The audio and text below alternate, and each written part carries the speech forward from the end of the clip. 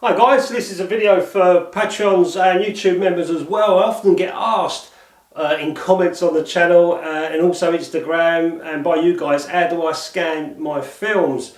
I've gone through lots of different processes in the past, and this is the way that I've been scanning my films for probably the last year, and it works well for me. I'm just using a Canon 6D DSLR.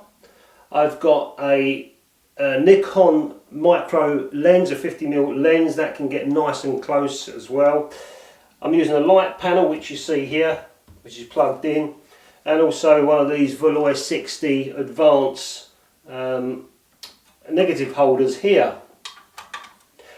There's my negatives there, and I've also got a cloth that I use as well. I'll get on with it, I'll show you what I do, how I scan and how they come out, and you guys can decide if it's good for you, or maybe you can give me some tips on how to do it better, because as you know, I'm mostly in the darkroom. After this I'm going to go in and make a contact print of these negatives that I've got here. I've got some negs here that I shot today with an old Kodak Retinette 1A camera and on XP2, and I developed this Ilford XP2, which is a C41 film. I developed it in 510 Pyro, and they've come out okay, a little bit contrasty, but let's have a look at the scans before I go in the dark room and decide if I want to make a print of any of them. And this is the Valoi 360 Advance here. It's got a little tiny holder for the 35mm, and it's got enough depth on it so you're not going to get any of the scanner, the LED panel lines. It's got little tiny faint lines in there, not to get any lines on my negative, so it's raised up a little tiny bit, which is quite nice.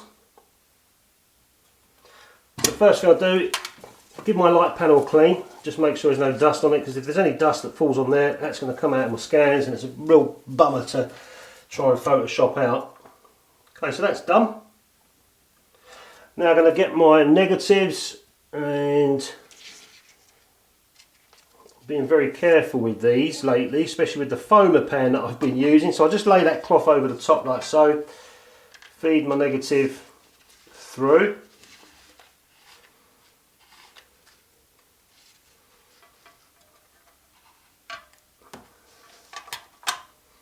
and just put the cloth there, so any, you know, it just eliminates any scratches, and the rest of the negs just holding carefully. I've not got no gloves on, I don't wear gloves when I'm doing my scanning, but the rest of the negs I just keep like that on the sides. You can see it's curled up and it will just feed through.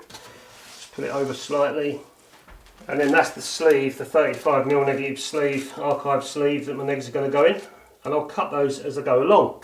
So let's turn the panel on, get to my first negative, and then I'll get the camera over. So the tripod that I use, as you can see, it comes out like a boom. This is a KNF Concept. The model is SA254T1. I mean, how can you ever remember that name? People say, what tripod do you use? I'm like, oh, not again. I have to keep looking at me and get my bag out. That's what the tripod is. And you can see I've got a boom arm here, which is great for scanning. So let's get this in place first. So I'm right over the negative now.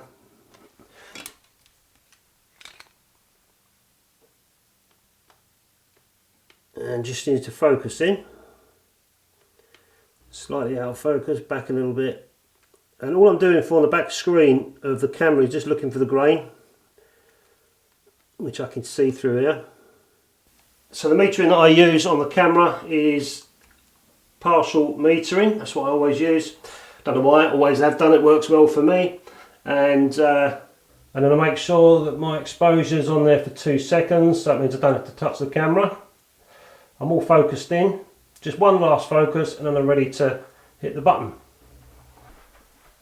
And when I'm focusing, I can zoom straight into the neg like so, and then just tweak it, look for the grain on the film or any part of the image that's sharp, and then take my shot. There you go. First shot done. And now I've done that first shot, the rest are quite easy to do. Just pull along to my next frame, take the next shot, and I can just view for the live view there where I want it, like so. Next shot, you can see the exposure is just out a little bit, so I'll bring it back to the middle, take the shot. And with this cloth being here, all the film is on its sides, so nothing should be getting scratched. I'm handling it by the sides, so I'm being very careful until I get to enough of the film coming out this way that I can then cut and then start putting it into my negative sleeve.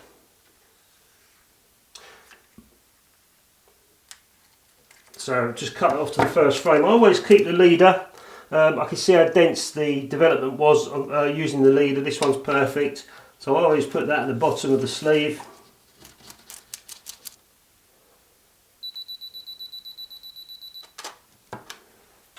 One, two, three, 4, 5, 6. So there's 6. Just cut across the edge there, like so, and then put that inside the negative sleeve. Haven't touched the film at all, still handling by the sides. Just give that a little tap, and it goes. So I'll continue the whole rest of the film in exactly the same fashion, just carry on.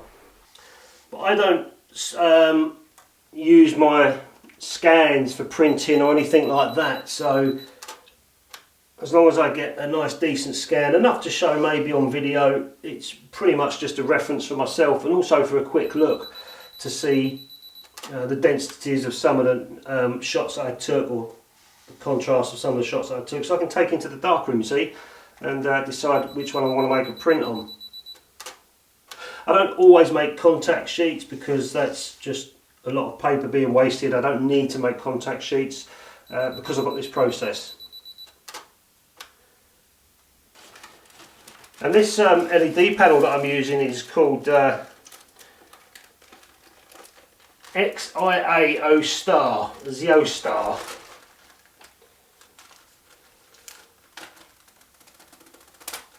It's called XIO Star. It wasn't expensive, only probably about 20 odd quid I think online, this this light panel, but it serves me well for scanning my negs and also showing my negs on the light panel for the videos I make.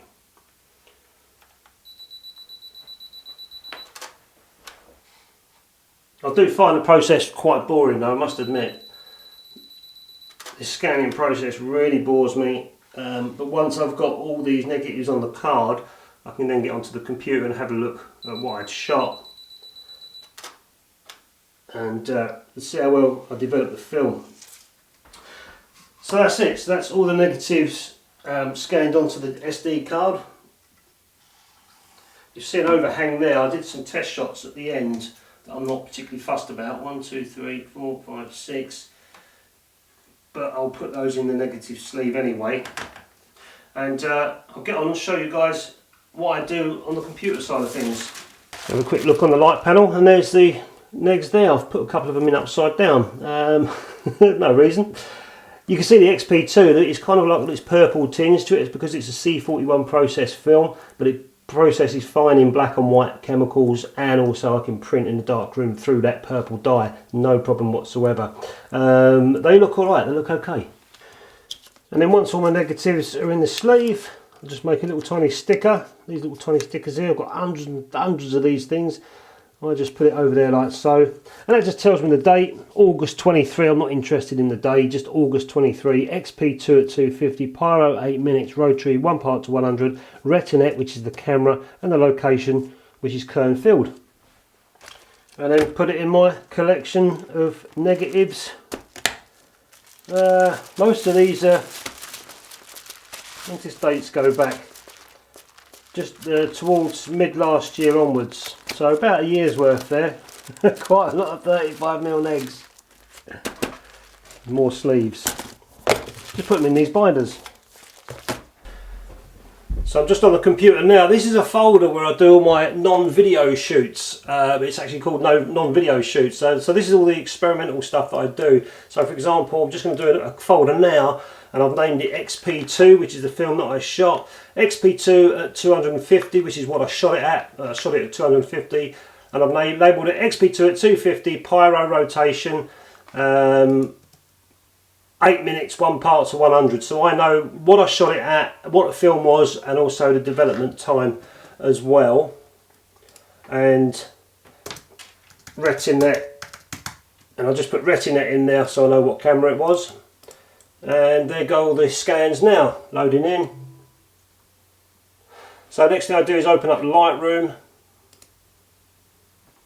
So now my scans are imported, all my negatives are imported into Lightroom. Let's just select them all and just flip them around the right way.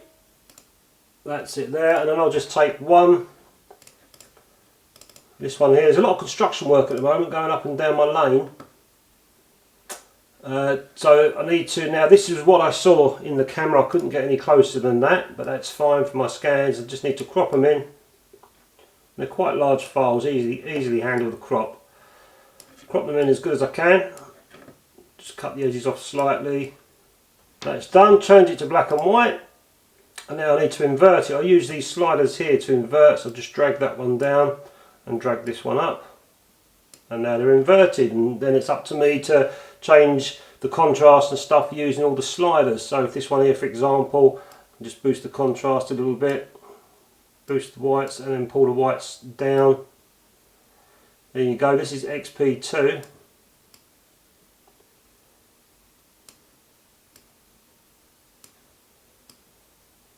I'm just playing with the sliders until I'm happy. I could do auto, I don't know what auto would do, but I'm not going to bother with it.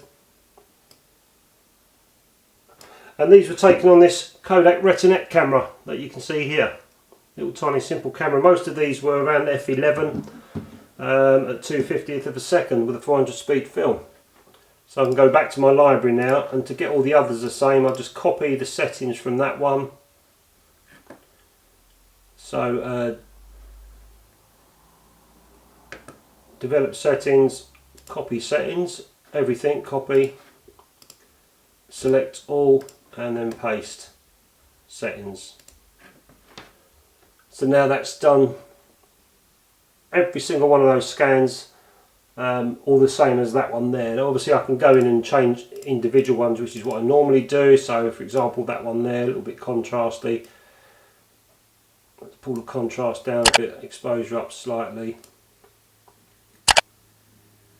And I'll just change each and every one of them until I'm happy. And I'll pretty much do the same thing, repeating every single one. I'll go through every single one of them and just tweaking only the contrast and exposure just very slightly, and it's nothing different that I can't do in the darkroom with multigrade papers and contrast filters. So I'm pretty confident that any of these that I adjust here, I can do exactly the same in the darkroom and make them like for like. So I've just chosen a negative that I like, which is a landscape. Just at the back where I live, and I'm just going to do a quick test.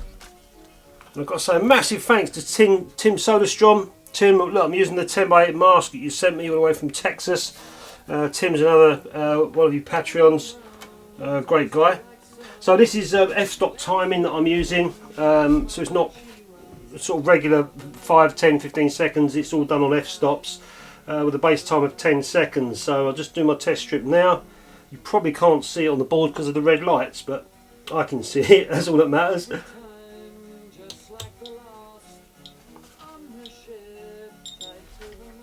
I'll show you this test strip afterwards. So it's literally going in thirds of a stop. And this is stuff you don't see on the YouTube channel. I've got a bit of music in the background. Obviously I'll get strikes, or possibly could get strikes, and also the revenue gets penalised as well, but obviously I don't put ads on these Patreon videos, so it doesn't bother me.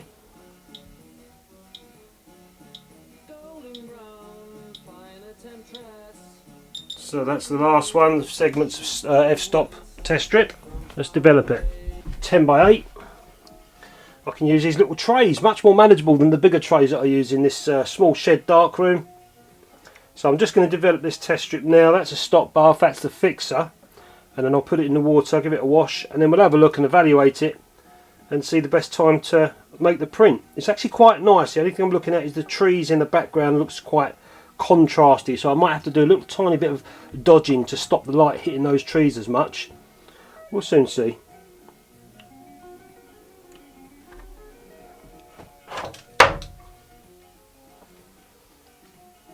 Okay, that looks about right. It's all looks developed nicely. Let's put this in the stop bath and then into the fix. These are just tongs that you use on your barbecue. I get these for a couple of quid in the supermarket. Funny how much cheaper things can be if you look around. Well, if they're not specified for photography anyway, or darkroom. That's the fixer, and I'll give it a wash and I'll show you guys. So I've done my test strips. This is the timer that I'm using, which was kindly sent to me by the guys over at Filmomat in Germany. They wanted, they gifted this to the channel and said use it and try it out, see what you think. I love it. F-stop timing. You can see here flashing. So when I did my exposures, my base time is 10 seconds.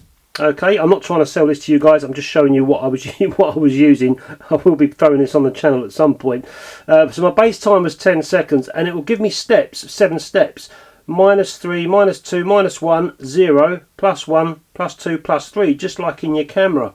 So the first step, you notice I did, and then it will go to step number 2, and so on. There's my base time right in the middle there of 10 seconds, and it works out the times for me. I'll show you the test strip, what I'm talking about, and these are in half stop increments, and I'll just keep going all the way to the end. I may as well show you. All these numbers mean nothing to me. These are all gobbledygook, and I'll show you why in a second. I'm just letting the timer cleverly do its own thing. And the last one there. So when you've done your 7 steps, it finishes and it goes back to the start, like so. And it flashes, there you go, back to the start. I'll show you the test strip I did. So this is the test strip that I just made. The one you saw me doing was this one. Stupidly, I went from the sky down to the ground. That's ridiculous if I'm trying to get an horizon. I want to see what's happening with the sky, the grass and the trees at the same time. So I had to do another one going across this way this time, which makes much more sense. And these are the increments that I did. -1, -2, -3, my base time 10 seconds, +1, +2, right at the end +3. Very much similar to what your camera does inside when you're looking at the light meter. So my base time is 10 seconds. It looks a little bit too dark in the tree area. If I come along here, -2, which is 5 seconds from the base time, -2, remember we're working in half stops, looks nice. I can see the tree detail, so I think a little tiny bit of dodging for 5 seconds on the trees, and the rest of the print will do it 10 seconds. Let's do that and give it a go, see how it looks.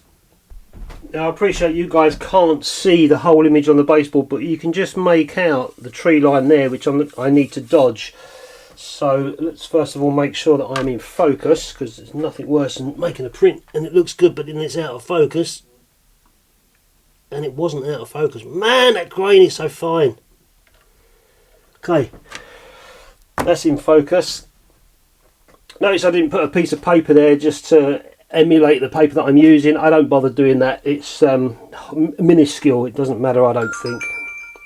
There goes my friend texting me. Hello mate, you know you are. Oh, and he texts me again. Right, okay. Okay, let's put the paper in. So in goes the paper. Fits perfectly at 10 by 8 inside Tim's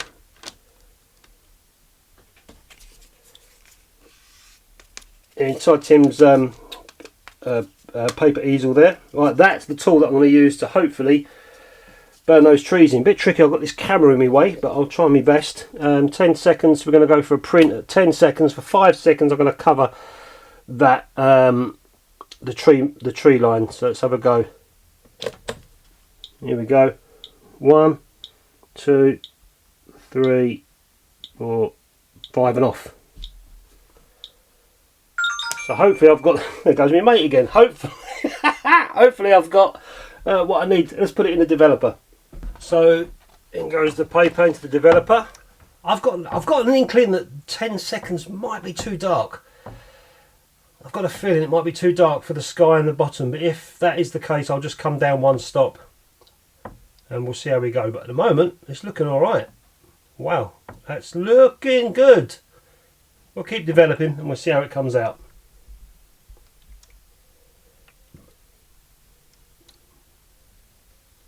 Oh, that is looking nice. Man, that does look beautiful. It's a shame there's nothing there in the field like a dog or a tractor or something, but I have got nice light. I was waiting for the right moment when that sun come through the clouds, hit the field, and it rolled across the field as the cloud was moving past it. So it's kind of like the moment, if you like. But it would have been nice to have had something in that field just to finish the print off. Maybe, I don't know, a post or a tractor or a dog, a rabbit, a hare. Even me, I could put myself in there. Put the timer on the camera. And there it is, it's still wet, needs drying out. I've got this little tiny mark up here, so I'll have to do another one. But look at that, the detail I've got in the trees and all the highlights from the sun, the contrast down here. I didn't need to do any burning in this area. It looked quite nice as it was. The sky looks nice, everything's there. It's actually come out really nice. Ilford XP2 in 510 Pyro with a Kodak Retinette from the 1950s. How about that? Look, see the detail in the tree. So all I did was just that burning. If I didn't dodge the tree and the line there, that would have been way too dark. I'd have had no detail. But just that little tiny bit of dodging there for 5 seconds brought the whole lot out. It's kind of made it look 3D. So it's still a little bit wet, but it's quite nice. This is on a is it a gloss paper? No, it's a matte paper, a pearl actually. So it's got a nice little finish to it. But this one's no good because of that little tiny mark. There's no point in doing all that and then having a print with a mark at the top. I just need to clean the negative. There's something on the neg. I'll get rid of that and make myself another print. So anyway, guys, hope you enjoyed that video showing what I do with scanning the photographs and what I do on the computer as well, and then obviously coming into the darkroom and making a print for myself out of those negatives. Let us know if I'm not doing it wrong. It's just the way I do it. But is there an easier way? Is there a more productive way, maybe a more positive way to get better negatives out of scanning? I don't know. Maybe some of you guys, without buying a flatbed scanner, which is stupidly expensive, which I haven't got. But yeah, let us know, guys, if any of you scan your prints similar way, what you use. I'd love to know, and I'm sure everyone else would as well, the patrons and YouTube members. So thanks very much as always for your support, guys. I really do appreciate it. It helps me keep the channel going, keep buying film chemicals for darkroom and paper and punching videos out. I really appreciate your support and your kindness. I'll catch you next time. I'll see you on the other side.